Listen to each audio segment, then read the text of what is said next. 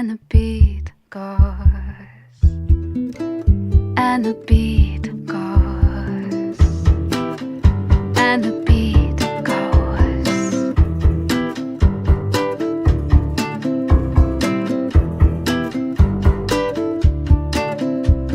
Unbroken, the strangers filled with blind hope, purge the thing with feathers made of red smoke. So sun bleeds down on all the tangled rivers and the loaded guns, all the tangled rivers and the loaded guns. I shut him down, two knocks at the door and he hit the ground.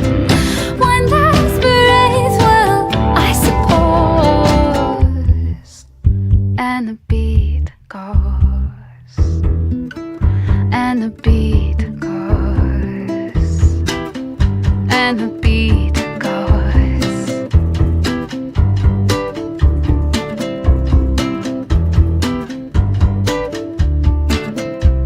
The sun goes black as the cello plays, the kind of cinematic swell that makes the critics say, if only we made something out of nothing for a quiet grave, something out of nothing for a quiet grave. I shut him down, two knocks at the door and he hit the ground. One last breath, well, I suppose, and the beat goes, and the beat goes, and the beat goes, and the beat goes. Hello and welcome to the Music Community Podcast. This is episode 14, and we are joined today with a couple streams. How you guys doing? Pretty Doing good. good. Glad to be here. I was telling Doc earlier, I thought it was kind of funny. It's episode 14. I associate you guys with hearts, even like on the EP. Like it starts off with like the heartbeat, and it was Valentine's Day on the 14th of February. I'm like, this is perfect. So thank you guys for taking the time to be here. Yeah, of really course. awesome. Thank you for having us. And we do miss Random Girl singing today, so we just wanted to send some well wishes to her, and she's very missed. But Doc, how are you doing? I'm doing good, man. Doing good. Had a good day today. Did some streaming this morning. Excited about hanging out with Travis and Allie for a little bit as well. So I'm good. Been a good week. Yeah, glad it's Friday. Looking forward to the weekend. How about you, Dan? What's going on with you? I'm still drumming. Nothing's new. My kids are crazy. Life is good. Life is good. But I have a sheet of paper here with so many questions for you guys that I can't wait to kind of dive into. But we'll start before we get into Twitch and your guys' EP and all that. Where did music enter your lives? You guys can take turns answering, but when did you guys first get into music? Well, I started playing upright bass when I was 8 years old. I went to a spring break string camp Nice. and picked upright bass as the instrument I wanted to play, and kind of haven't stopped playing since. I've played in orchestras kind of throughout my schooling career. Didn't join a band until I was 20 or 21. Just only played like classical music up until that point. And then, yeah, did touring with a band for about 7 years before that kind of dried up, and got a 9-to-5 job for a couple of years before we started streaming. So that's kind of been my musical journey. Started producing music at home shortly after joining the band, and tried to pursue that as a source of employment for a while, but it was never too lucrative. But, you know, now we're doing this, and it's all the time that I spent figuring out how to record and produce music from home has paid off finally. Yeah. 7 years is a long time to tour. It was from about 20 to 27 or so, pretty regular touring and recording. Yeah, it was a long time. I dropped out of school to do it, and then finished school later after the touring kind of slowed down, which was very fortunate because that's where I met Allie. Yeah, just the right timing to meet. What kind of band was it that you played with? It's instrumental. It's called Balmarais, and yeah, it's a 6-piece instrumental band.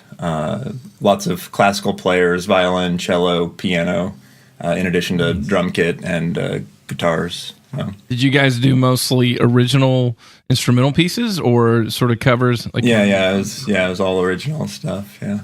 You don't see that often. Yeah, no, most instrumental bands are especially just a covering. touring band. Like there's a lot of like chamber groups or stuff. But I mean, we would tour and play at venues, alongside other bands that definitely were not like us.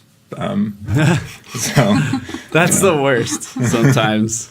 yeah, I mean, we've definitely played at some odd places where like the band in the room right over is overpowering our like quiet instrumental stuff. Yeah.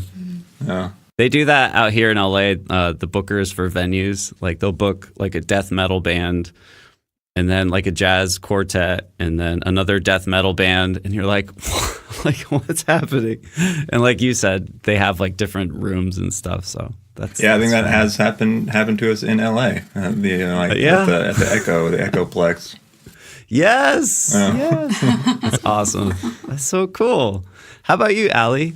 I've been singing most of my life since I was really small, and I did a lot of singing in like elementary school, middle school, high school, choir, musical theater, that sort of thing. And kind of didn't really do much of that in college. I kind of had a little bit of a break from it, kind of a crisis of confidence, I guess, in doing it. And then got back into doing it after we met because Travis really encouraged me a lot. And then, we found streaming, which was kind of, I don't know, the perfect setup for me, really. I don't know, to kind of get to ease back into it, That's awesome. That's so cool. You have an incredible voice. Oh. I think the first time I came across y'all's channel, I was not even like on Twitch yet, but I was on my Xbox. I was like playing, Battlefield or something like that. And a buddy of mine told me about Twitch so I could record some of my gameplay. And so I was like checking out the app and looking through people playing games, and then came across like music. What is this? And I clicked in. I'm like sitting there in my living room going, holy crap, who is this singing on the internet? And how have I not heard of them before? And not to just puff you up, but I mean, you just have such a smooth, very welcoming voice when you sing. You just really own every song you do. So I just wanted to give you some encouragement. I love listening to you sing. Well, thank you. So, nice of you to say. I was going to say, like, collectively, instrument-wise, what all do you guys play? Because I know, guitar is in the mix and bass, obviously, but... so my first instrument was upright bass, and that was really the only instrument that I spent any time with for a very, very long time. Not until I was in my early 20s did I start playing guitar. And so I guess upright bass, and then when I was a teenager, got my first electric bass, and then didn't start playing guitar till much later. And that's really about it for me. I'm pretty awful behind a drum kit. And I'm sure I would be too. Not very competent on a piano either. So really it's just bass and guitar for me. And then, I play MIDI, with audio production stuff. Guitar. I like that. Guitar and a little bit of piano. I don't play piano on the stream, but I'll sometimes play piano to write songs. Nice. Cool. Did you guys have any formal training?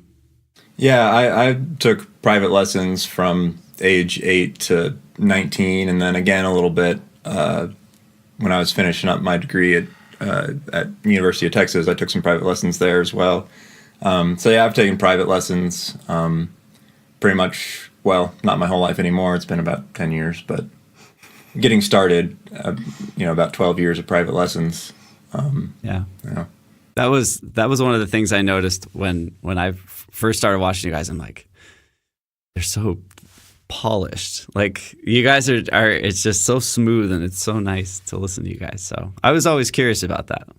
So is there a lot of just off-screen rehearsal time with you two together, or do you usually just work out some parts and then kind of come together right before stream and say, let's try this, have we got this down? Like, Yeah. I mean, it comes across like you guys really work your stuff out before a stream, but I'm just curious. Well, what at that this looks like. point, I mean, a lot of the songs that we play, Glad it comes across that way. like some of the songs on our song list, we've played more than 50 times on the stream. And we still mess them up. Yeah, we still mess them up sometimes, but we like to practice songs a few times before we debut them.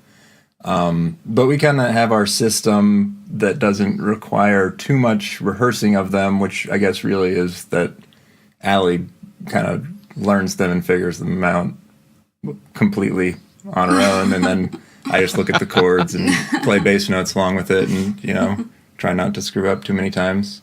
So we have our system and are getting better at it. We definitely all the songs I think are sounding hopefully a bit better than Hopefully they better did now. a couple of years ago. Yeah. So it's good that it sounds rehearsed. I mean, I guess it is because we've streamed so much.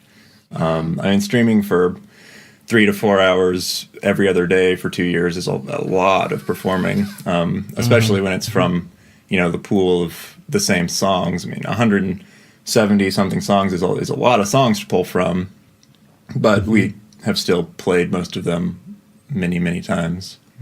Yeah, I guess I Yeah. kind of consider the stream to be kind of practicing them.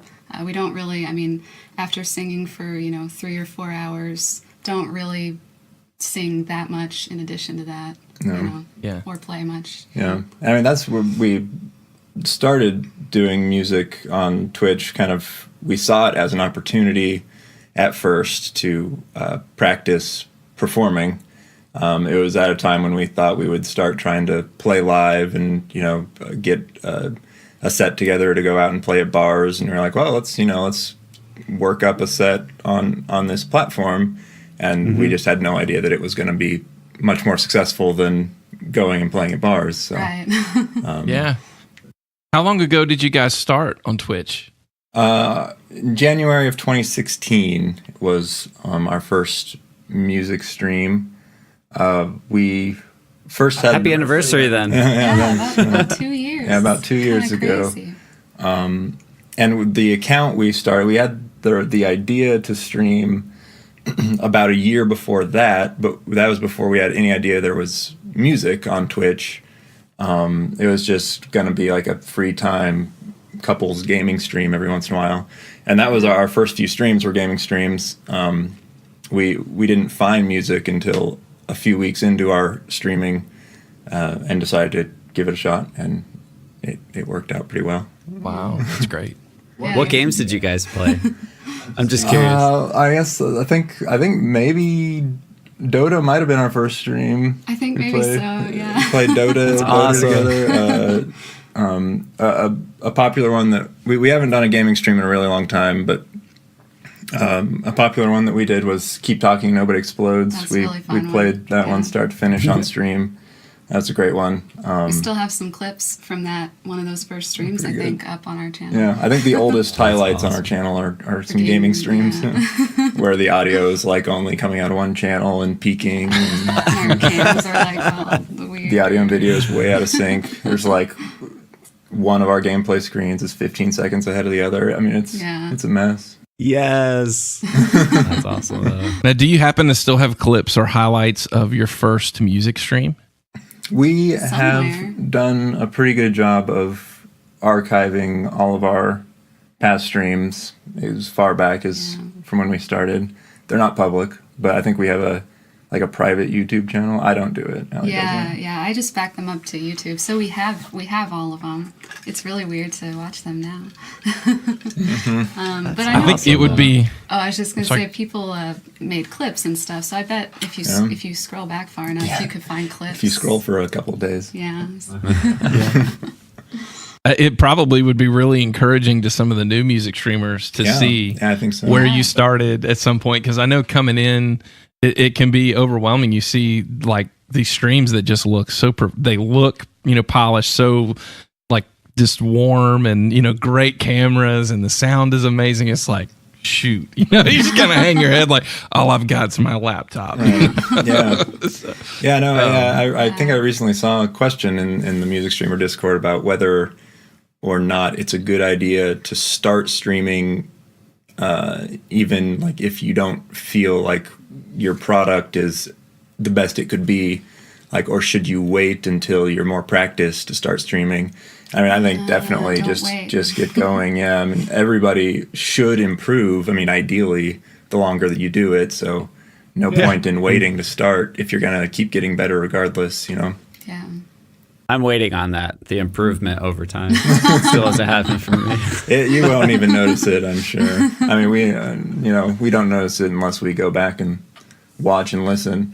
And it's not just the performance of the songs or the production quality that's improved. It's our being comfortable on the platform and knowing how to use the platform to its full potential, and how to interact with people in a good way. It's all part of the same production, and definitely not only are we improving musically. Yeah. I was So very reluctant to try Twitch. It sounded really scary to me. Yeah, it is. So was Twitch a catalyst for you guys to start writing more original music? Or were you already writing, but you were like, well, maybe we can kind of use this platform as an opportunity to hear some of the music? I mean, I think it's been a little of both. It's been both, an encouragement and kind of a deterrent in a couple of ways. Just, we haven't introduced new original music for a while because, we're spending a lot of our musical effort directed towards the stream, which makes it a little harder to spend time outside of the stream working on music. And also, like, if performing new original songs on stream or thinking about writing songs and knowing that we're going to play them on stream, I think can be a little restrictive in like how the songs come about. Like, if you're thinking like, we're going to write a song, we need a new song to play on stream that's an original, then you're thinking, well, it has to be a song that it would be possible for us to play on stream. We need to use our, guitar or bass setup. It needs to be, I don't know, just the way that the song is arranged and performed would have to be compatible with performing it on stream if we're approaching it that way.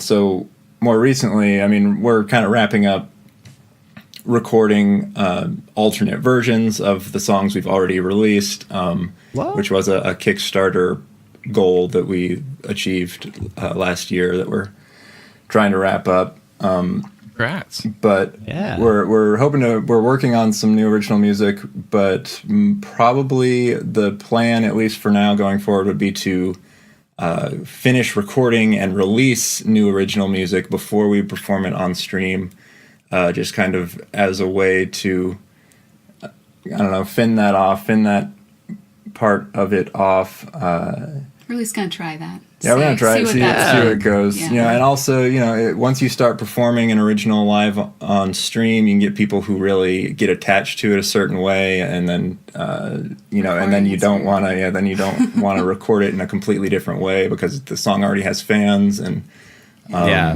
and you could start getting requested a lot, and we could get tired of playing it before we ever record it. So I feel like it's nice to record it when it's kind of still a little fresh. Yeah.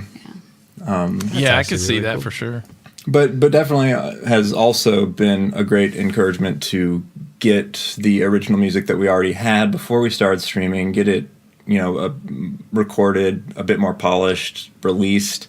Like, I don't think we ever would have recorded an album and released it and everything if it weren't for the stream. So it's definitely a little of both, Well, my favorite song, I know everybody probably wants to tell you, is Anybody. Yeah. Is it Anybody? I think is what it's called. Oh my gosh, the first time I heard it, I think I actually heard where you had a recording of it. It was playing like during your pre-show or something. It was playing. And then I heard you do it live and I'm like, well, friggin' crap, that sounds just as good as the recording did. Like, this is just amazing. Like what you do, the way you blend upright bass with, nylon. You play a nylon string guitar, right? It's got kind of that warm tone. I'm just like, what in the world? I would have never thought in a million years like to put this together, but it's just so fresh and different, unique. I love that song. Very well, Thank you. very well written and very well performed. Well, thanks. Thanks. Yeah, the upright, including the upright, has been really, really cool. I think that's an awesome instrument. It's fun to have that featured on that original song. I definitely have a kind of love-hate relationship with that instrument. Just in my whole life, it's been such a hassle to travel with, and just take to private lessons, to take just carry around at like concerts as a kid at school. Everyone else is carrying around a violin, and I walk around with this thing, and it's a very difficult instrument to make sound good, especially in a live situation. And I was very reluctant to include it on the stream. I think we didn't debut the upright bass on stream until we had been streaming for like a year or so. I know. I kept saying we got to get the upright bass on the stream. You're like, I don't know. Yeah. I mean, even now, I don't love the way it sounds. I change how it sounds a lot on the stream. I'm still trying to find a good.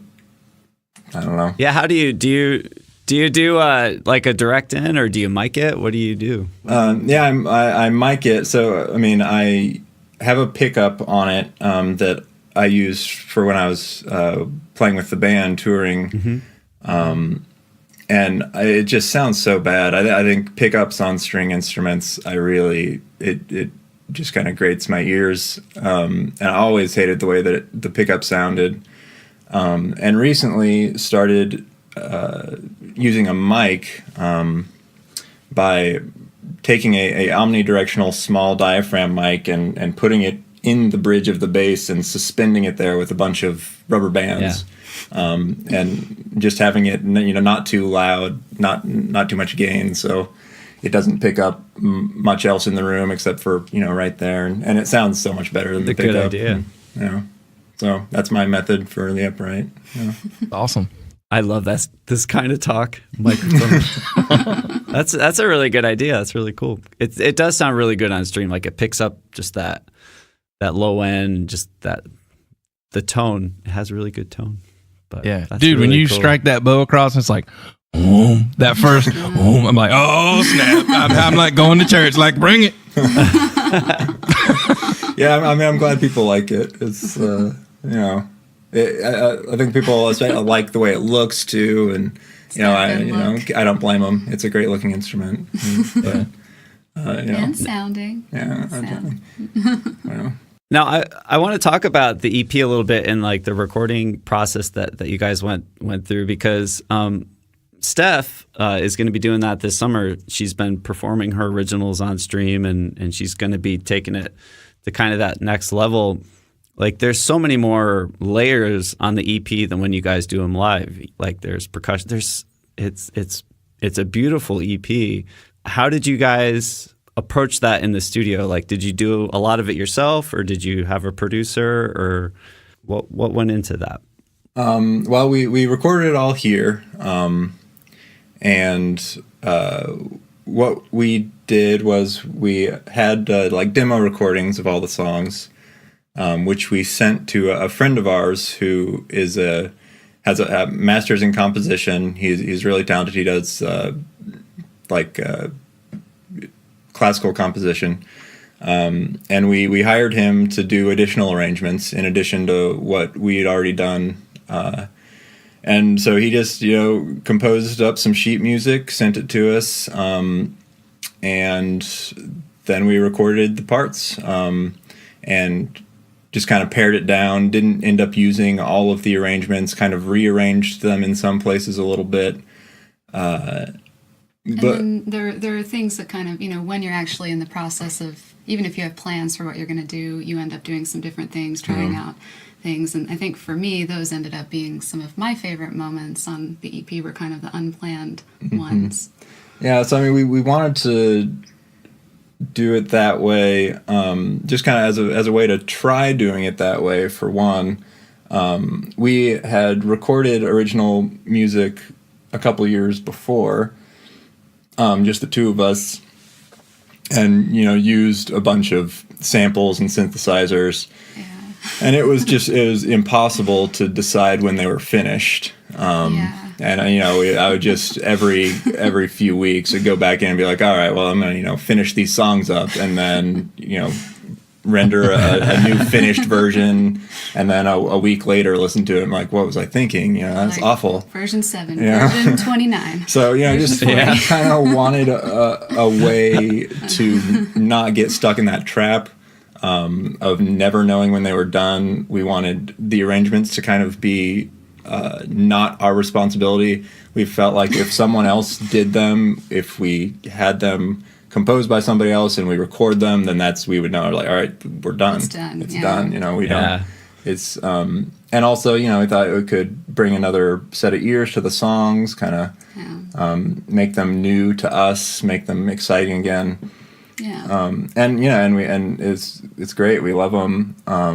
But now we're also recording and going to release more versions of just the two of us. So I think this is the final set of versions. Yeah. We can't just keep doing the same And then ones next year we'll do version 3. Do a Doc Bizzle version. You got to beatbox and put some shades on and be real goofy. Do that for you. Because that's what's crazy about recording anything. I mean, you can do it so many different ways. You have so many tools at your disposal, so many styles you can do. It's really hard to kind of pick how you want the song to be, like in its final form, Yeah. And mixing is a whole nother animal too. Yeah. Right. So then, we also hired another friend of ours, the person who was the sound engineer and recording engineer for the band I toured with. We hired him to mix it. So after we recorded it all here, I did all the recording. And then once we had all the parts recorded, we sent the projects to this other friend of ours who is a professional sound engineer, much more experienced than me, to do the mixing. And then we also sent it somewhere else to be mastered. Mastered, yeah. It's very well done. It's very well done. Well, thanks. It takes a lot of trust to do that, though. I mean, it's a big exercise in trusting someone else with your baby, especially. It was largely kind of for us to see if that's how we want to approach producing original music in the future, just like, to try doing it that way, rather than we had already tried doing it only us, and we just kind of wanted to see what it would be like if we hired out some of the tasks. And I think in the future we're gonna for the next releases, we're gonna try having me mix them, which we'll see, and then having someone else master. The mastering engineer that we hired for the EP is pretty luxurious, pretty fancy. We're gonna try some budget mastering this time and compare the two, see if the fancy guy was really worth it or not. He did a great job. He did a great job. Yeah. But we're gonna try to cut some costs this time. Yeah. Yeah. Well, one of the things that for my ears, they're old ears, but when you turn your guys' music up as loud as it can go, it still sounds good. Right. Yeah. Do you know what I'm saying? And if you turn it, that's like really good mastering. That's what makes the difference. Is I could tell like you guys really put some time into it when I listened to it, because I'm like, this sounds great loud. It sounds great quiet. It's across the board. It's really well done. But I'm excited to hear what you can mix, Travis, because I know from experience, like mixing, I'll be here, I'll come in sometimes and I'll mix at like 6 at night, and then I look up and it's like 3 a.m, and I'm like, I've been working on like this stupid guitar sound for like 8 hours or 10 hours. Yeah. So it's exciting though to see what the artists, that's what they're really envisioning when they get involved in that. Right. So that's actually really cool. Yeah, excited. we'll see. I mean, It's a long and time-consuming process. yeah. I mean, and seeing somebody do it who's very, very good at it, I'm always blown away just like how quick they are. Yeah. I mean, mainly like just all the hotkeys that they know in Reaper, for God's sakes, like just I'm like having to, do my mouse cursor, taking forever to do these things that apparently there are tons of commands for that I don't know. And I've always had a really hard time. I mean, I think it's all mixing engineers have a hard time getting a bass level, a good bass level, and I think it's been even harder for me as the bass player, like not wanting to bury my parts that I play, and just the bass is always way too loud in my mixes. So that seems right. So we'll see. Hopefully, the mastering people that we choose will just cut all that bass out that I send them. How was the EP received by your community when you guys released it? Well, Good, yeah. Yeah. Yeah. I think for some people it was a little weird to hear the songs with full parts, Yeah. Some of them, I mean, we'd played them so many times, just the really simple way that we play them. So I think some people got really attached to that way, which is why we're going to be doing alternate versions too that are more like that. But a lot of people like them too. I think some people ended up having different favorites than maybe their ones were before. They liked, with the full arrangements, they liked other songs maybe more, and vice versa, So it's kind of interesting. Like, it brought out different parts of songs that weren't in the way we played them on the stream, too.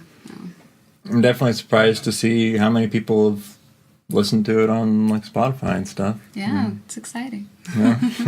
Never had any original music or anything on Spotify. It's really cool.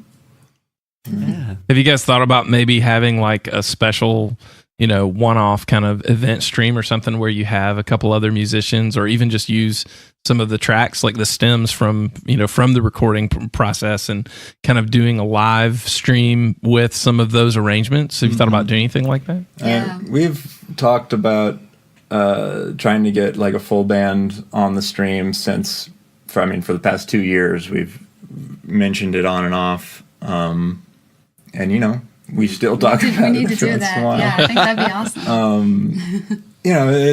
It's hard to get lots of people together. And going back to how we were talking about how we have not a whole lot of musical energy left over aside from the stream. Kind of the idea of getting a band together, rehearsing, not to mention, the technical setup of getting a band set up for the stream and getting good levels that we're happy with. But just getting a set, worked up and rehearsed would be a pretty big investment. Big undertaking, yeah. And and the musicians that we would use, I think the people that we would want to use, we would also want to pay. So there's also, that reluctance, something else to pay for, Sure. But I think someday we will have a full band stream. That'd be really fun. Yeah. At least a drummer and maybe my brother, who is a great multi-instrument. He used to stream Do Re Egon. Has a great guitar player, awesome. and also plays piano. So we would probably ask him and a drummer, probably the drummer that drummed on the album, who was in the band that I toured with. But someday, once we actually do it. Yeah. To rewind a little bit, back when you guys met, you said in college.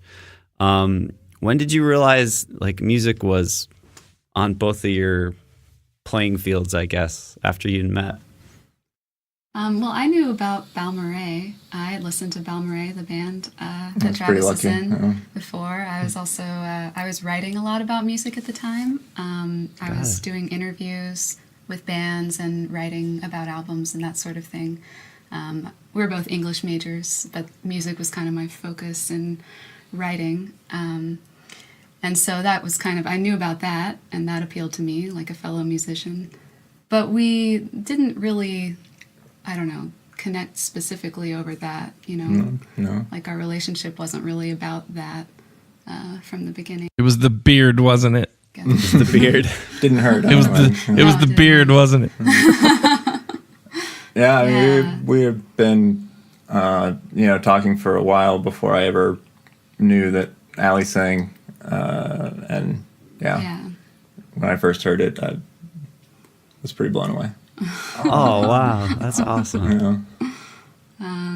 And then you added a bass part to the song. I That's sent a right. recording. I Yeah. didn't sing live for you first. Yeah, the first thing I ever heard was a little recording she made on her laptop that she had sent to me, and I added some bass parts and sent it back. Yeah, and it's like, this is so cool. But I mean, that was Oh, my really, gosh. that was years before we ever, did anything like the stream. Yeah. We did record some Christmas songs together. Yeah, the first pretty thing we soon. ever recorded together were Christmas songs as a gift for our parents. Yeah. And we did that for a few years in a row. We recorded like 6 Christmas songs, like 2012, 2013, yeah. 2014, yeah. Yeah. All right, Travis, I'm going to softball pitch one to you, okay? Yeah. Okay, listen, for the 10th anniversary or some big anniversary or something coming up, 10. get that That's weird. original That's a weird song, one. that first collaboration you did, and have that Joker printed to vinyl, Oh, Bubba. boy. You present that, That'd be something. you're in. So yeah, I don't know. I'd have to spend a few hours mixing it, trying no. to get that bass level right. Yeah, right. Oh boy. I bet the bass is a mess. Put it on vinyl, That and probably sounds pop so the needle good. right out. Sounded great. Now you mentioned, like you said, streaming is it's a big investment for you guys. Stream a lot per week, creatively, and just the thought process that goes into playing all those songs, over and over. And like you said, it's a lot that after you're done streaming, you're tired of doing it. But when you were getting into it, did you expect it to be where you are now when you both kind of started? No way, no. I mean, when we started, we just did it for fun, and as we saw it as I said, an opportunity to kind of work up playing live so that we could go and play live elsewhere. We didn't have like a donation link on our page. We didn't have any, we didn't have alerts. The first few streams, we didn't even like look at chat while we were doing it. Yeah. So, I don't know yeah, what we were doing exactly. We definitely had no expectations, or No. we didn't think it would become our full-time thing. That was definitely came as a surprise, and we're still surprised that it is, and it still, it still feels very tenuous in a way. Like it's every month that it goes well, we're still surprised. So. Yeah. When was that moment where you were kind of like, hey, we could kind of make this a thing? Do you guys remember that or that conversation? Well, the very first music stream that we ever did, I think we made like $15 in donations, and we were like, what? Whoa. This is crazy. What? Seriously? Like we just Yeah. like played music at our home and got $15. We'll try this again. That was Go to very Walmart. motivating. Yeah. I don't know. That was super motivating for me and Yeah. encouraging. And people were really nice. I thought everyone was going to be really mean. So that was cool. And we just kind of never turned back from there. I don't think there was ever a big day or like any sign that this was going to be a sustainable thing, like any breaking point or anything like that. It was just we never had a reason to stop doing it, really. We the big also Ultra Day. That's right. Yeah, it encouraging. was going. We thought it was going well with average of 30 to 50 people for the first month or two, and then we had a stream We streamed the weekend in 2016 when Ultra Music Fest was live on Twitch, and there were over 100,000 people in the music directory. And we were like, well, gee, look at all these people. We should stream in case any of those people spill over. And there was tons of spillover. We were averaging like 30 to 50, and we had that stream. There were 15 people came and watched. There weren't any hosts. There wasn't any feature. It was just because there were so many people watching Ultra. And then after that stream, there was over 1,000 people watching us, which was just insane to us. Yeah. And after that big stream, our average viewers were closer to like 200, and it hasn't gone down since then. It's crazy. It happened within our first 3 months of streaming that big day, and definitely is a big reason, I think, for our success even now. Yeah, I mean, stuff like that I think helps anyone, and kind of the weird, crazy, magical thing about streaming is you never know when a day like that might happen. Yeah. You know, you never know. Never know when Shroud's gonna host. Right. Yeah. Someday, maybe. But we also, before we started streaming, we both knew that we wanted to quit our jobs. Yeah, we knew that. We both didn't like our jobs. And we were engaged at the time when we started streaming and had a plan to, as soon as we got married, both quit our jobs and take kind of what little savings we had and go on a long road trip. And we were going to interview married couples about marriage for our honeymoon. Yeah, our couples project plan was to travel around the country interviewing married couples. But before that got off the ground, we started streaming, and that very quickly became the project that we were working on together. Yeah. So we were already going to quit our jobs, and the stream was already going, and we're like, well, I guess we'll still quit our jobs, and we'll just spend more time doing this stream thing. So just see what happens, and that turned out to be we decided to do that probably at a time when it wasn't a really good decision. Yeah, we definitely didn't turn a profit for the first 2, 3, 4 months. Yeah. We took a loss doing it, but we were expecting to take a loss for like a year. Yeah. But it turned a profit like the 4th or 5th month of doing it full time. So and it's been great. Yeah. Great decision. Yeah. It's like I remember our accountant saying, "Oh yeah, expect loss for at least 3 to 4 years." I'm like, "What? 3 to 4 years?" So if any of that speeds up, it is a really good encouragement. I think you're doing good. So that's awesome. What is I never heard of the Ultra Music Fest. Is that what you said it was? Yeah. What was that? It's like an electronic dance music festival. Doesn't make much sense that audience would spill over into our stream, but they did. I don't know. I think it just so that festival was a big deal for us, and we were really excited to see it return to Twitch. Unfortunately, it went over to YouTube. But we've been, every chance we get to talk to anybody from Twitch, we encourage them to pursue more music festivals and point out that still to this date, our most successful stream was, 3 months into streaming, and just because there was a music festival on Twitch, right. With that many people checking out music, enough people clicked on the little music section to check it out to see other streams. Yeah, just a snowball effect. That would really help music streamers with discovery. Well, that's fantastic.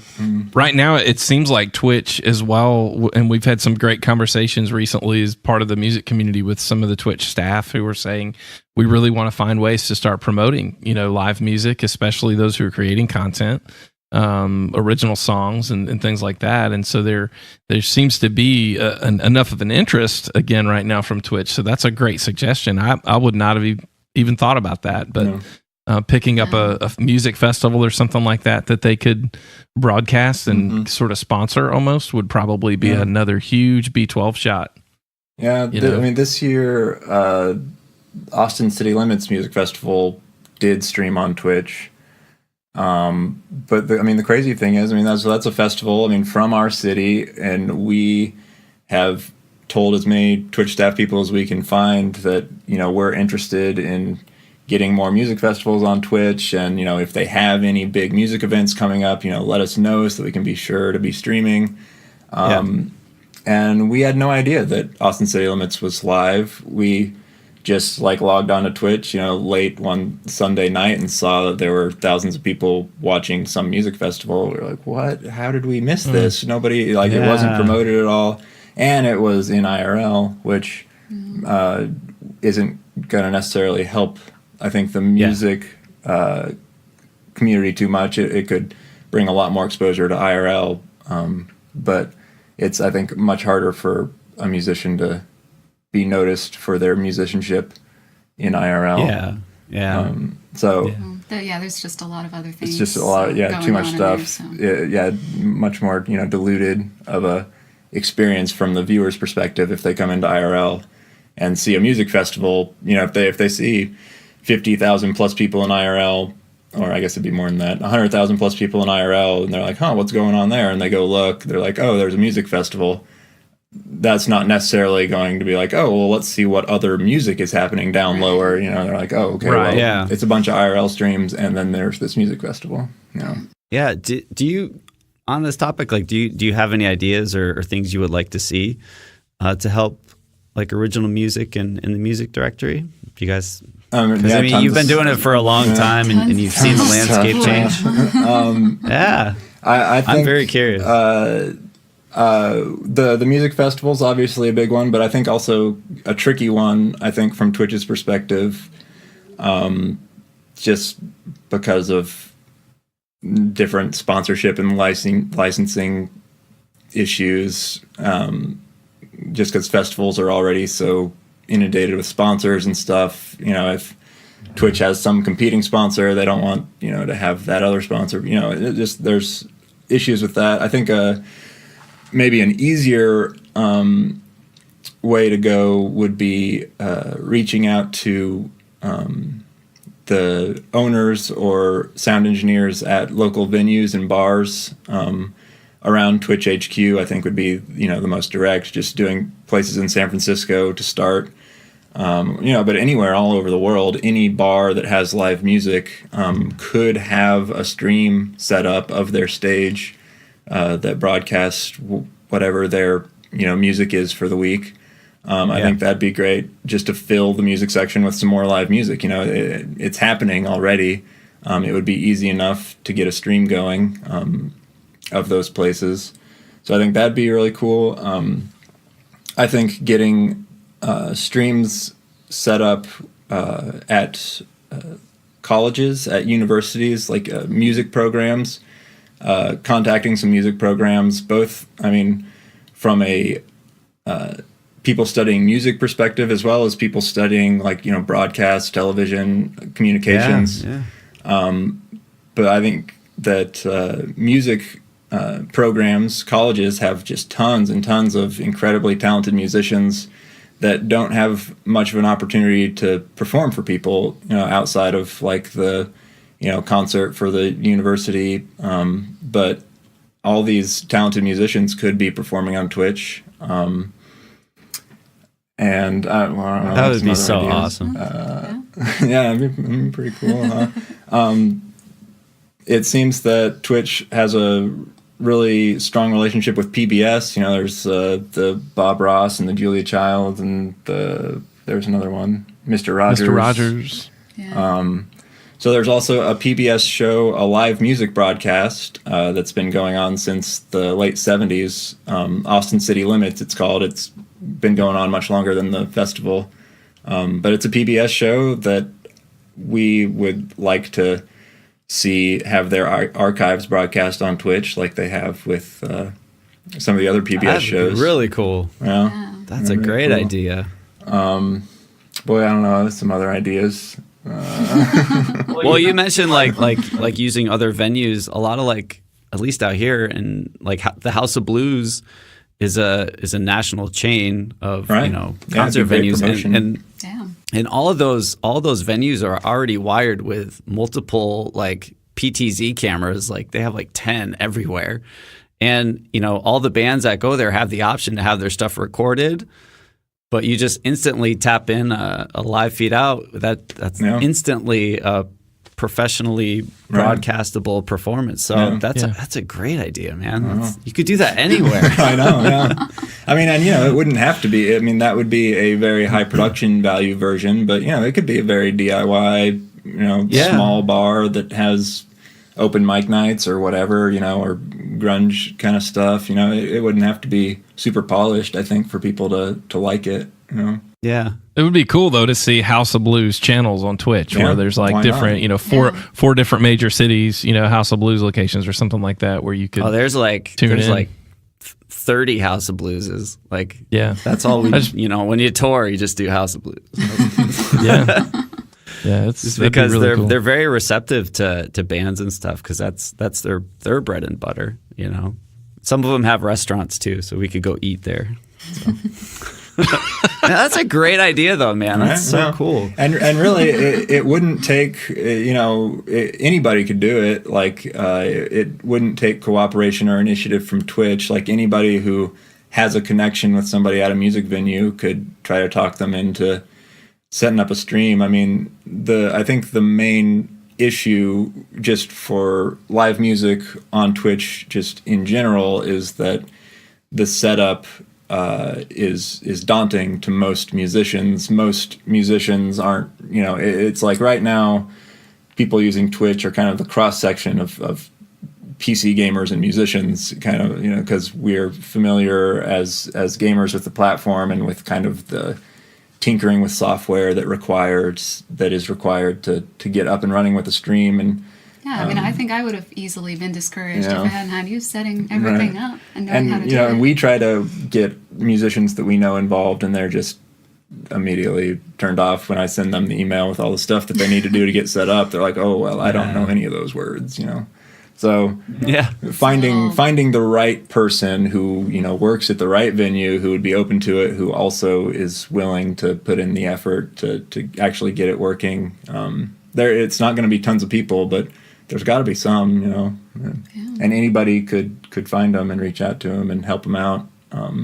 But, you know, a lot of people don't like doing that for free. It'd be such a cool way to discover new music, just to see who's playing out around town. Yeah. I mean, I remember I went to South by Southwest a few years back to write about music. And there were so many different shows that I wanted to see, and you know, you can't see them all at once. Yeah, it'd be really awesome. It would have been perfect to have been able to find people on a stream. Yeah, something like South by Southwest has grown so much that it's a monster. Pretty much, it like shuts down the town like now, where before it was like a little thing I remember, but. And that's such a cool idea, or you know, even if Twitch had like a little studio, because a lot of the music streams on Twitch now are more intimate, you know, in that vibe. But if they kind of took that step to promote it a little bit, I think that would be really cool. Yeah. Man, that's a good idea. I love that. So cool.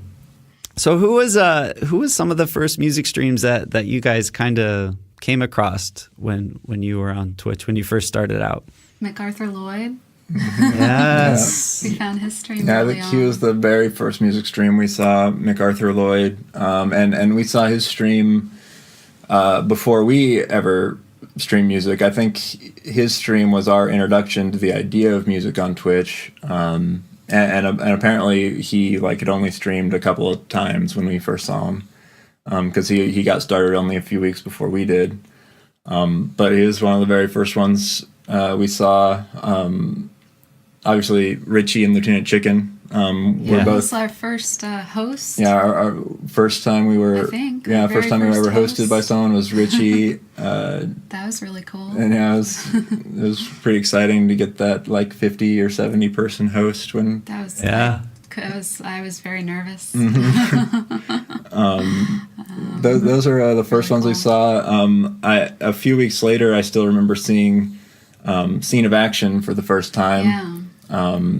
I think he had a front page feature. I had never seen him, and I saw it and I was pretty blown away. I couldn't believe he was doing it all himself. I thought for sure it was some recorded content when I saw the thumbnail, Just the production level, and that sort of opened our eyes to how many different possibilities there were for music on Twitch.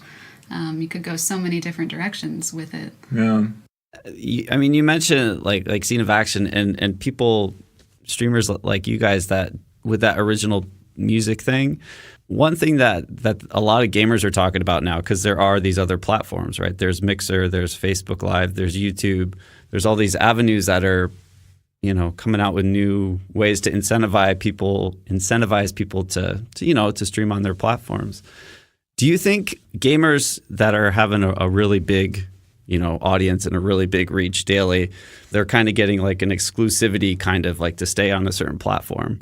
Do you think like music streamers could get to that point where, someone like Twitch or, Facebook could say, we really love what you're doing and your audience is great and we want to encourage and grow you on our platform, kind of beyond that partnership, but just like really promote that exclusivity? Do you think that could be something? Not like a record label kind of where they take full control, but to kind of help promote an artist? I mean, I should hope so. I think that, right now, obviously, it's hard for a musician on Twitch. I think that Twitch is the best streaming platform for a number of reasons.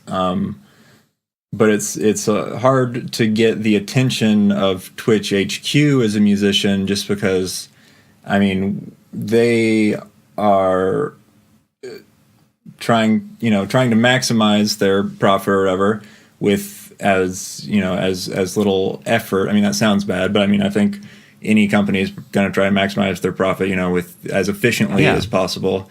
And there are tons of channels and like gaming tournaments that, get 20,000 plus viewers, well over 20,000 viewers. And Twitch doesn't have to do anything. It doesn't require any maintenance really from them. It's just kind of a set it and forget it kind of source of income for them.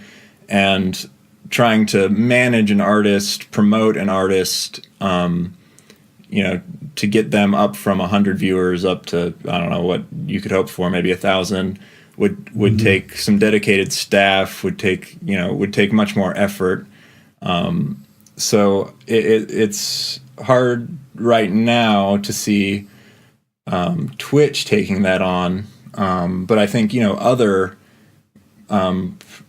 production companies, other marketing agencies will see streaming as a viable avenue for some people that they're managing and help them. I don't know about Twitch cultivating artists themselves, just like I said, because it would require them hiring some dedicated staff to do so. And, that's kind of a tall order. I mean, yeah, I just like it could be years down the road, but I think the concept of streaming music, I think a lot of bigger artists are going to see the benefits of, not being on the road for like 7 years totally. and reaching a broader audience. And I think that value of having, a really talented person as a streamer, I think the value for the platforms, I think is going to be appealing, because they might want to hold on to that talent on their platform, just like, a label wants an artist or, a certain. Definitely. I mean, and hopefully they do see that potential. I would worry that they're a bit more reactive in their behavior and might not kind of embrace that until some musician is on the platform regularly pulling down 10,000 or more people watching. But I think there will be a wildly popular music streaming platform. It's just a matter of time. And hopefully that platform will be Twitch. Right now, I don't think there's any other platform that is anywhere close to being that other than Twitch. mainly because the other platforms where music is popular, even more popular than it is on Twitch, they're mostly mobile platforms where I think would be a turnoff to any artist who wanted to do something that was more high production value, something with good sound, good video that wouldn't be possible, or at least wouldn't be as easy as it would be on Twitch, where you can encode your own stream from desktop and do your own overlays and everything. Doing something on Periscope or Which Lively. There have been some pretty successful music streams on Periscope, and also on I'm blanking. It's Lively, I think. Lively, which is it's mobile only. I guess both of those are mobile only, and so it's just someone with a phone. Yeah, which is just so crazy to me. I can't believe that there are these music streaming platforms that encourage people to use their phones and laptops. Well, I don't think they're specifically music, though. Sure. And it's a lot easier if you can just pick up your phone. And that's barrier to entry there. So that's the thing. I mean, getting a musician to use the platform, if it's just built into their phone, then it's much easier. You can actually apply for a stream key from Periscope and stream from your computer. I got one, not for music, but about a year and a half ago for my social media company, to be able to do I didn't little know that. clinics and stuff. Yeah, I mean, not everybody knows it, and the majority of the musicians, like you said, they'll just kind of pull their phone up, get their guitar out.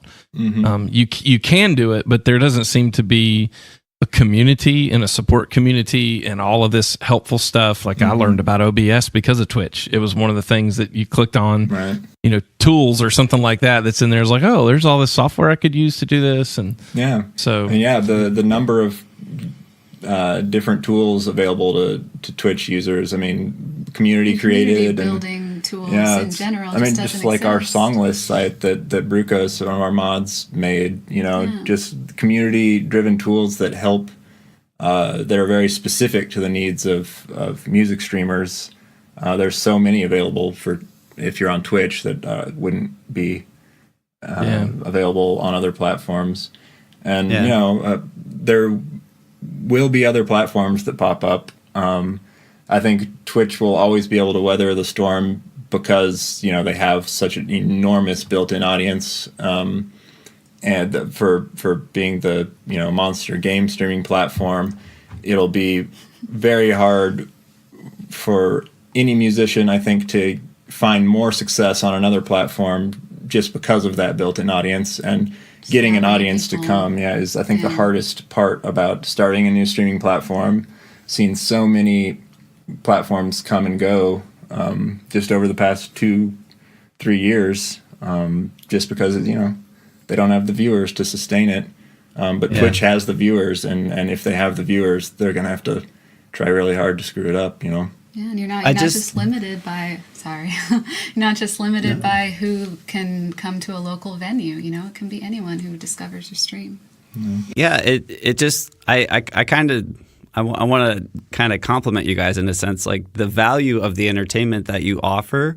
There's a value of it, and it's kind of like when live performances. I'm sure when someone said, "Oh, come pay $1 to see this person sing," people are like, "No, I don't want to do that." But now, look at how much tickets for the Rolling Stones cost, and they'll sell out arenas. And it's like, I think the value of what people like you, like what Scene of Action is doing, that it's building a value that I think the platforms are going to really start to acknowledge and say, yeah, we want to keep that. And I hope that trend keeps getting bigger and bigger. And the competition that's out there, I hope it's breeding like benefits for the entertainers and the broadcasters. Yeah.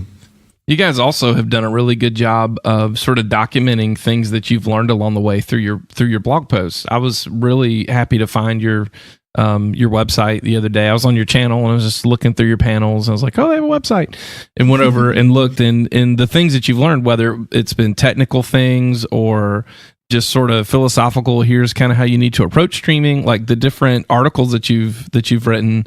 I know for me have been very helpful, and I've been able to direct a handful of other streamers who've come and said, how do I do, or what do you think about this? And I've said, you know what, just go read this, because everything is like in a nice little well-written outline, that you can reference later. And so it's been very beneficial, and that in itself is part of that support of the community that has helped to cultivate where it seems like there just seems to be a strong community, I think, in the music community right now, of people that all want to help each other, sort of pour into each other. And that's one of the things Dan and I were talking about right before we got started. We've been encouraged by some of the staff interaction lately, again, with Twitch, that have reached out and said, hey, I want to try some things and maybe see if we can't come up with some good ideas. And there's been some good dialogue, no promises of anything, but just some really good dialogue. And I told him, I said, it's cool. Twitch has built the platform, and they're letting us show them how to use it. And they're starting to respond and realize that there's more than just 100 or 200 or 400 individual music streamers out there. There actually is this collective effort, whether it's for charity streams, whether it's to all get together and have a big party somewhere. They're starting to see that and say, well, gosh, there is gold in those hills. Maybe we need to see if we can't cultivate that. You guys have been part of that since before I hit Twitch. And I know you've inspired a lot of people. So I think it's cool. Yeah, well, Steph mentioned it last week. You go into the music Discord and you just see you guys are always helping. You're always answering questions. And, from someone who's just starting that knows, you guys, it's like, oh my gosh, like, wow. It means a lot to people starting out to, that you guys still take that time to just try and help people. And I think there's a collective understanding that, unlike a lot of the gaming streams where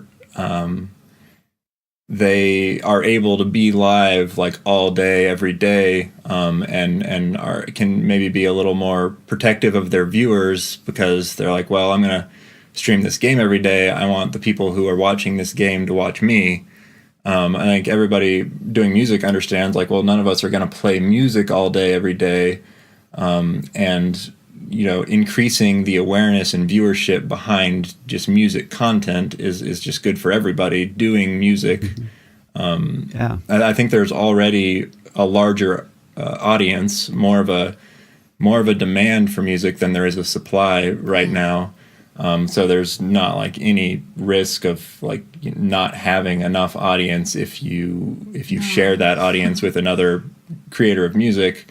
If anything, it'll just be like, oh, well, I didn't love what you were doing, but I really like this. I'm going to tell my friends about live music on Twitch. That's really what we all need, is just increased awareness behind it. And I think the best way to do that is just to grassroots, everybody telling everybody helping everybody.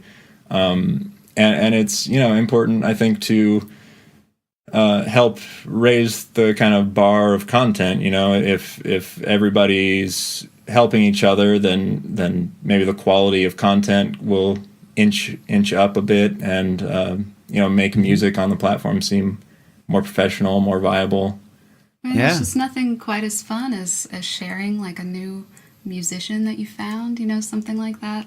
I mean, I always love finding new, I still do. I love finding new music, and it's the kind of thing that you just want to share, I use my wife as a gauge, because I can browse all the time when I'm here, but if we're home and we're sitting on the couch, like the other night, the Eaglesons were all together, and she saw them from all the performances, but she's like, oh, you're listening to the Eaglesons. And then, I'll put your guys' stream on. I'm like, just listen to how good these guys are. She's like, wow. Like, she doesn't go on Twitch. She's not like, she's not like me. I'm like, oh my gosh. But like, she really appreciates that. And, it could be something like you guys said, like the quality is improving.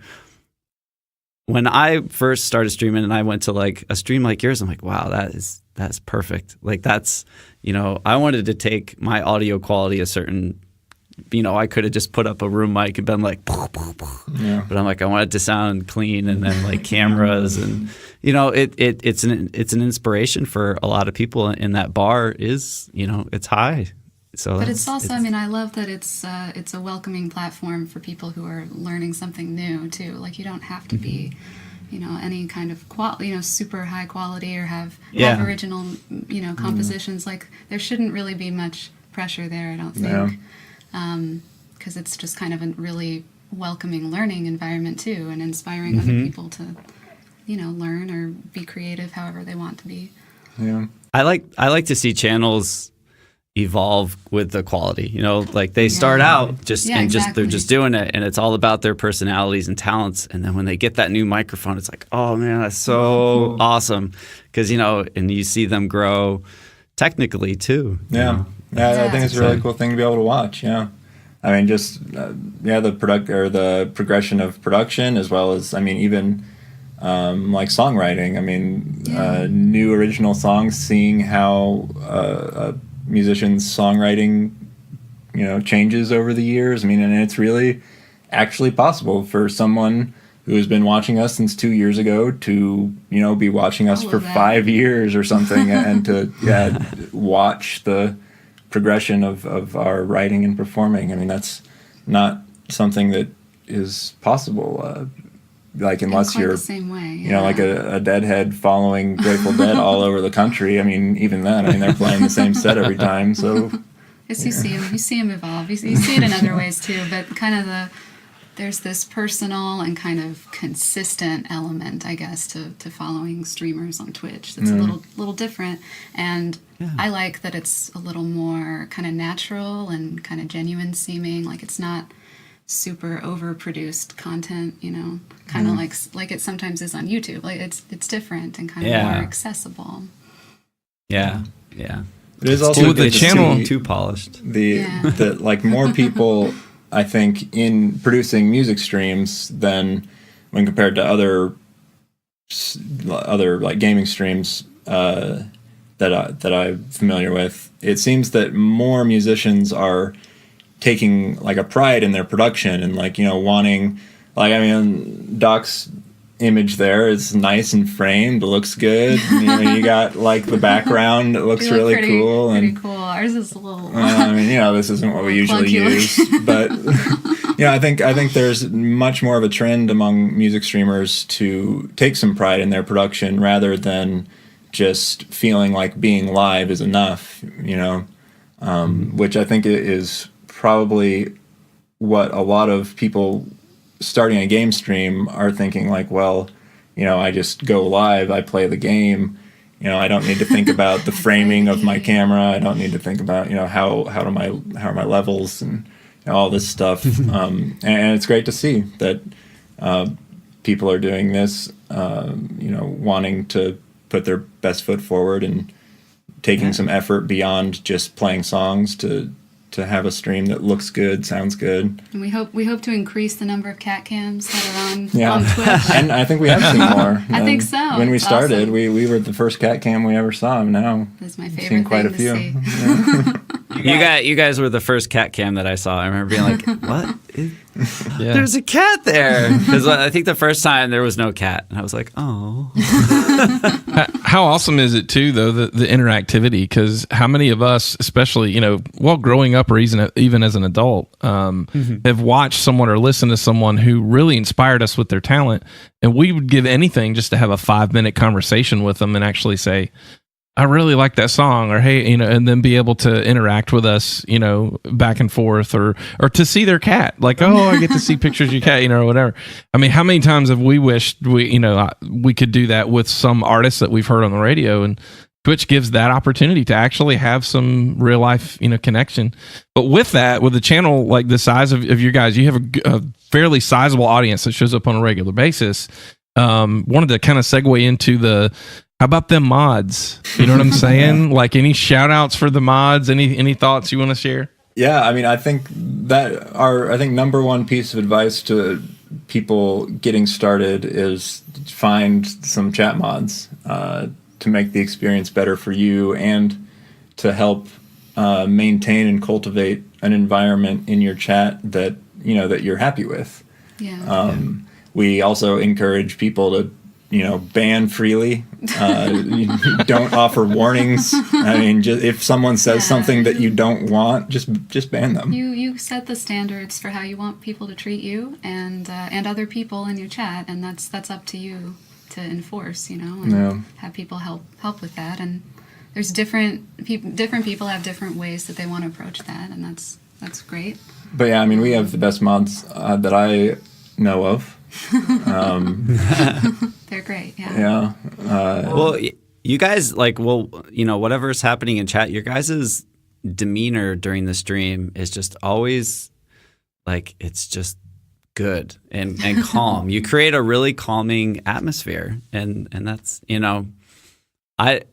I don't know. It's exciting. Do you guys have to do you have like a thing that you do to just kind of maintain that control, or do you ever want to just go? Yeah, and I mean, I think that happened more when we first started. I felt more kind of like if someone said something that rubbed me the wrong way, I wanted to respond. I mean, I usually didn't. I think it's better not to. But I saw enough. I saw this in game streams and stuff. I saw people get really upset by things people said in the chat that didn't seem to warrant getting upset. And I think when you see it in that context, it kind of puts it into perspective. It's really not that big of a deal, and it's better not to respond. I mean, if you're just going to try to convince that person that they're wrong or something, unless you can have kind of a good conversation about it, there doesn't seem much point in doing that, and it just kind of makes you feel worse too, and makes everyone else feel worse. I mean, it's natural, it's for anybody to have stronger memories of negative things than positive things, from their day, from their life, whatever. And I think the same goes for a stream. Like in a sea of really nice supportive messages, you're gonna have one that's like,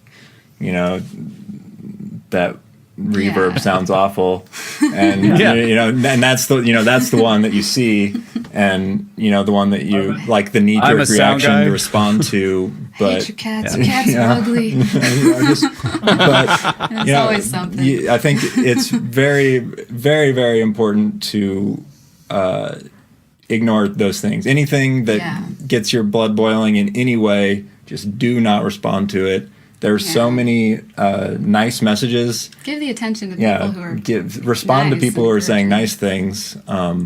Because if someone says something that bothers you and you respond to it, they want attention. And if other people in chat who might be inclined to say something similar see that comment gets that person attention, then they're going to be like, ooh, hey, that's how you get attention. It's like, you don't say something nice. Look at all these people saying nice things, If you want their attention, say something mean. So you just have to, if you see them, you just have to completely ignore it and find something nice to respond to. And I think that's the easiest way to stay positive and stay even, is by finding and responding to the nice messages, Yeah.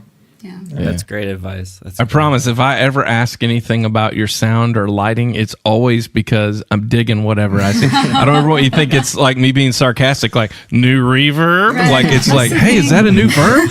I'm literally like, did you layer a new delay in there somewhere? I'm hearing something tasty. Always, you don't hear the voice that someone's saying something in. So sometimes you can easily misread what someone says too. That's another thing. Yeah. You don't want to accidentally, respond negatively to something that wasn't intended that way. Sometimes the meanest messages look like people who say, really great, guys, seriously. Really, really great. Yeah. What are you trying to say? Are you joking? Yeah. I lurk a lot in your guys' streams. I put it on and it's so calming and it brightens my day.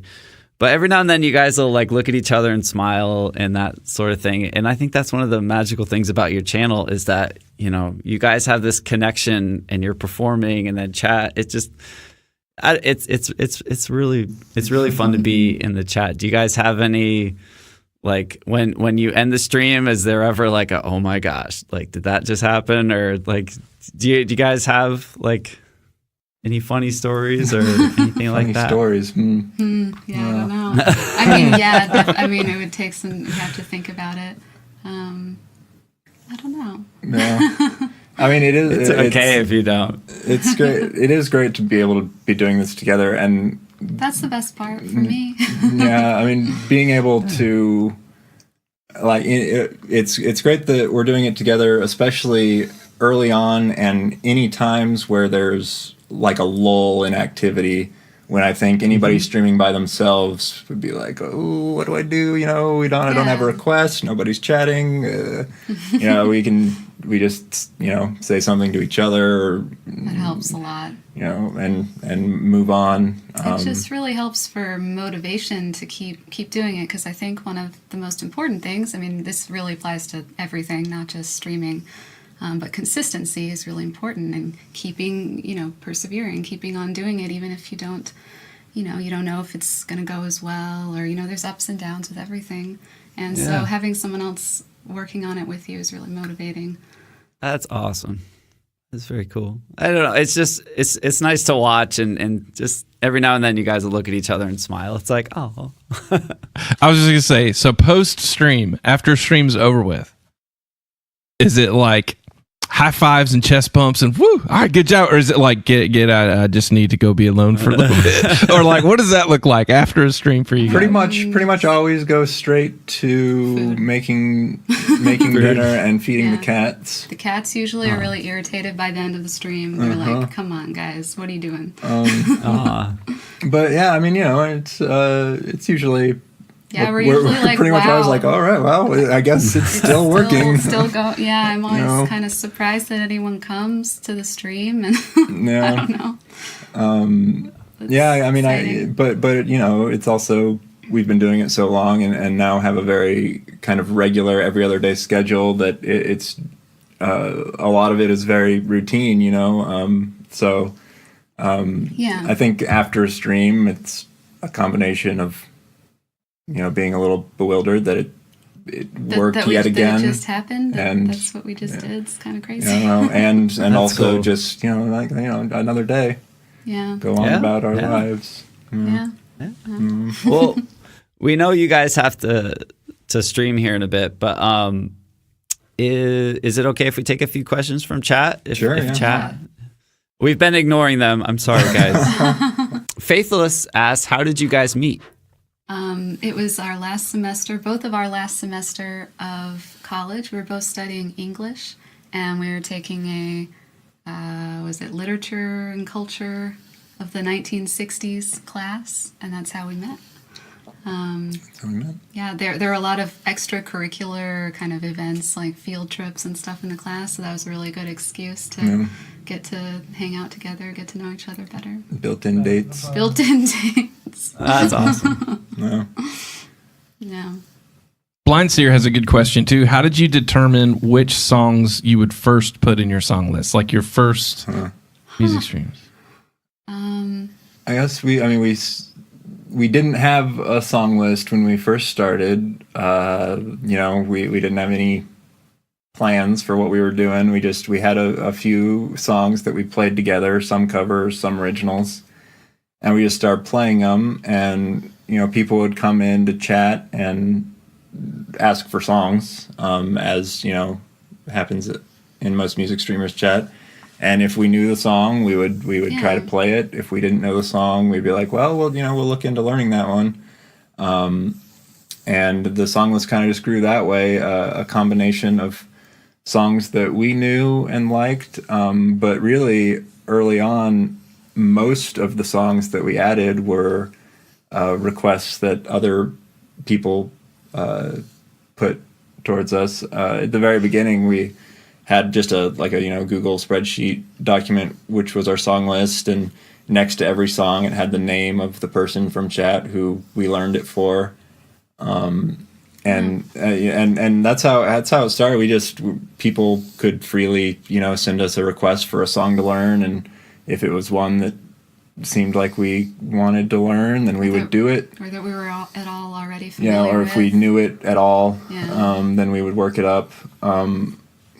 And very quickly, I think like a month and a half of doing it that way, we built up a backlog of like over 200, 300 songs that people wanted us to learn. Nice. So we had to cut that off.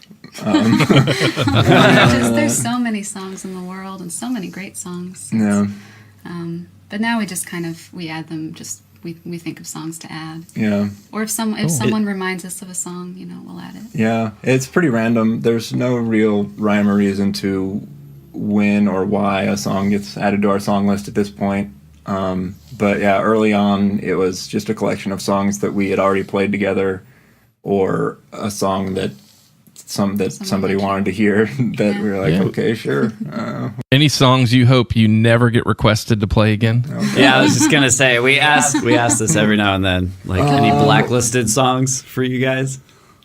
Well, I mean, Pokemon. It's been a while. Oh, people still ask for it. Yeah, I know. There was someone who came in and were like, "That's the best song you guys do." My favorite song of yours is Pokemon.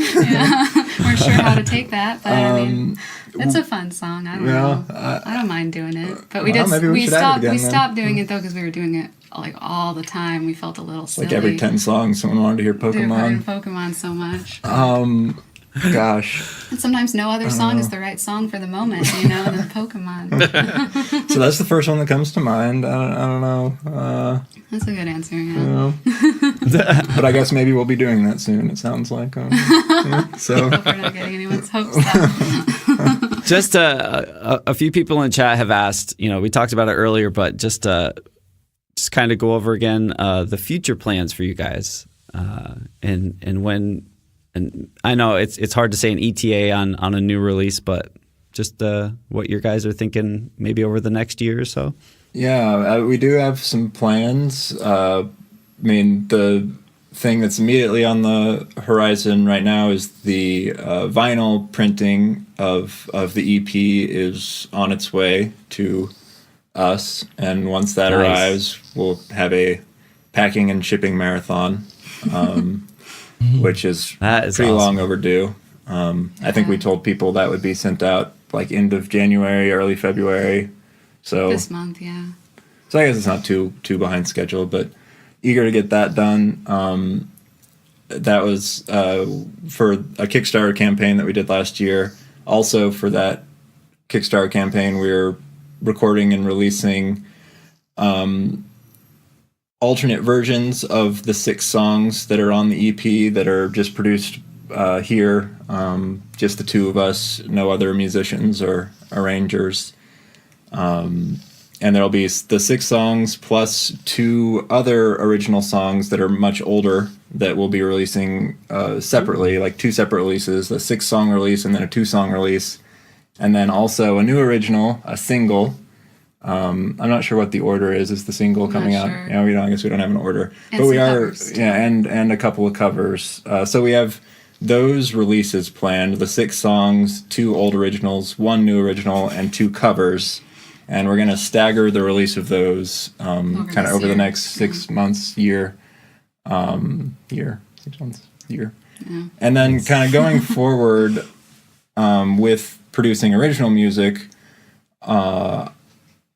We're going to try writing, recording, releasing them just 1 or 2 songs at a time for a while, rather than doing full albums. Just kind of to try it out that way. I mean, I love full albums, but I know a lot of people don't really listen to music in that same way now. At least a lot of people kind of listen to individual songs or playlists and that sort of thing. So we figured we might try just kind of releasing smaller amounts of original music more frequently. Yeah. And I think that would also be kind of encouraging for us. It's a little less daunting than Yeah. putting together the whole album. Yeah, just like right now, there are 9 songs partially completed that I have more work to do on mixing and stuff. And, just the fact that there are 9 of them is just daunting. And if it was just 1 song, it would be much easier to find the motivation to, spend a lot of time working on it. So we're gonna try approaching it that way.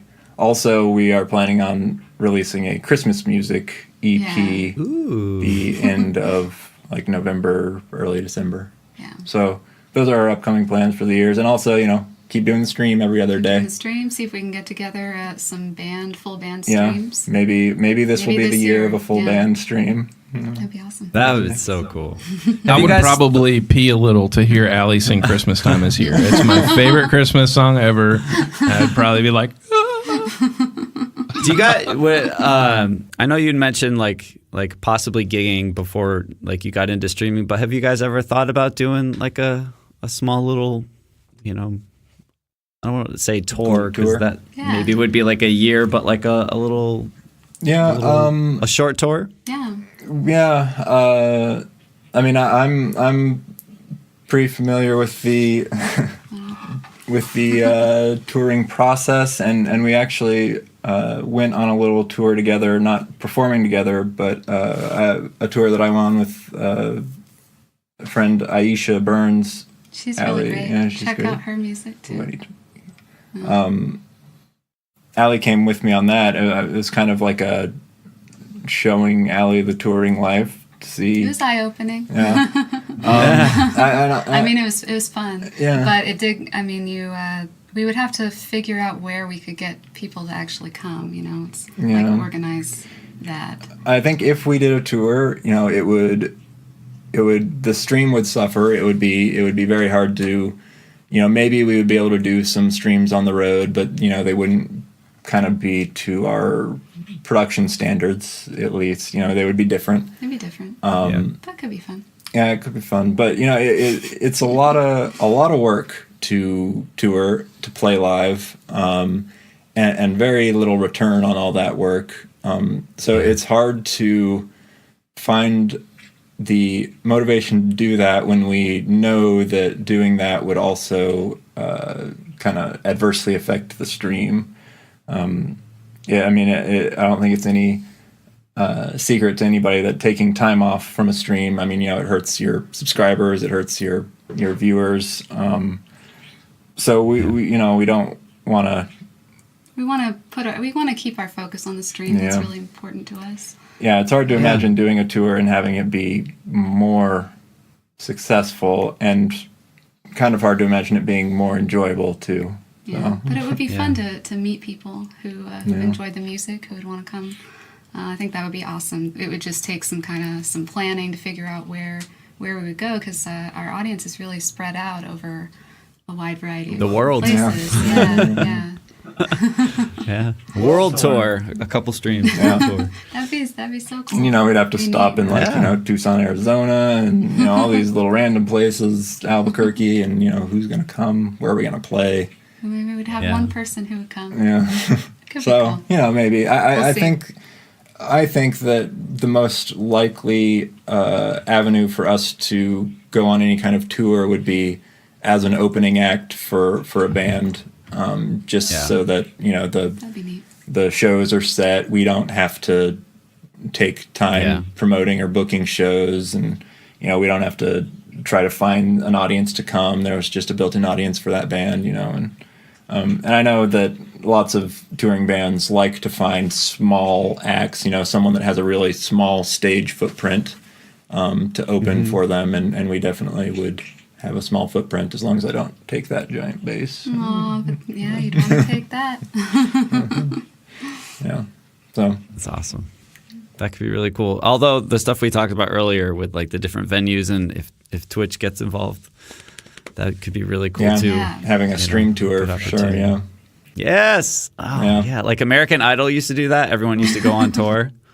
Yeah. Oh yeah, that's right. So I would Do you remember that? I would be I remember afraid that. unless we were also touring with like a stream engineer that, leaving the stream up to random sound guys at the sound desk at who knows where. Yeah. It'd be an adventure. Yeah. It'd be an adventure. And it probably wouldn't look or sound too good. Yeah. Yeah. If it was done right, it would be really cool. Could be Yeah. cool.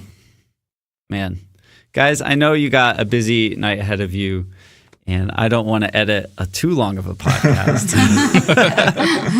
But honestly, from the bottom of our hearts, thank you guys so much for taking the time out of your day to talk to us. And Yeah. I- Happy to be here. it, Yeah, thank it was you. awesome to find out your story and just the plans and all that. So Thanks we're for lucky to doing have you this. guys on Twitch, and thank you for sharing your music with us and taking the time to stream and all that. It's, Well, you it's guys much too. appreciated. Yeah, thanks for all that you guys have done to encourage music streamers on Twitch. It's really awesome. This is such a cool idea. Well, Thank you. Cool. And where can, if people haven't heard you yet, they're crazy for one, but where can people find you guys outside of well, the band name is ACS, AESEAES. It's supposed to be like a pronunciation of A couple streams. ACS. ACS. Really, really cool. Really cool. Really cool. So yeah, if you search Google for that, AESEAES, I think we're the only thing that comes up. Also, Spotify, iTunes, Google Play, Amazon Music, all that stuff. Bandcamp, SoundCloud, Deezer, Claro, KKBox, Not Pandora. Nice. Yeah. Yeah. Nice. And yeah, thank you again. It was really a pleasure. And chat, thank you for hanging out too. Sorry if we ignored you guys, but we really do appreciate you guys being here, and I hope you enjoyed it. And yeah, guys, thank you again. Thank you guys. Thank Have you a so great much. Yep. Have a good weekend. In the land of plenty, we don't know what the word no means. Give it to me, give me all the things I want. Make it new and shiny and make them watch me, turn the power on and wait for life. All the pleasures that you paid for, all the skip turns that you saved for, all the nights you fell asleep without your gun. A coronation, a beheading, from the funeral to the wedding. Do you think they care where the crown goes?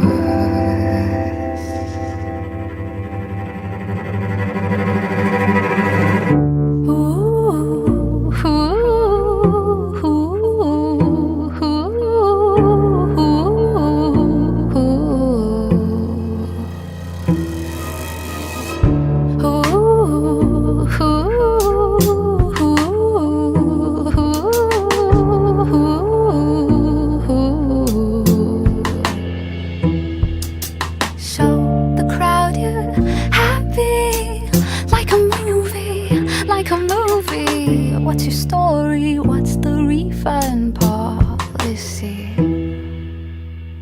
We want violence, we want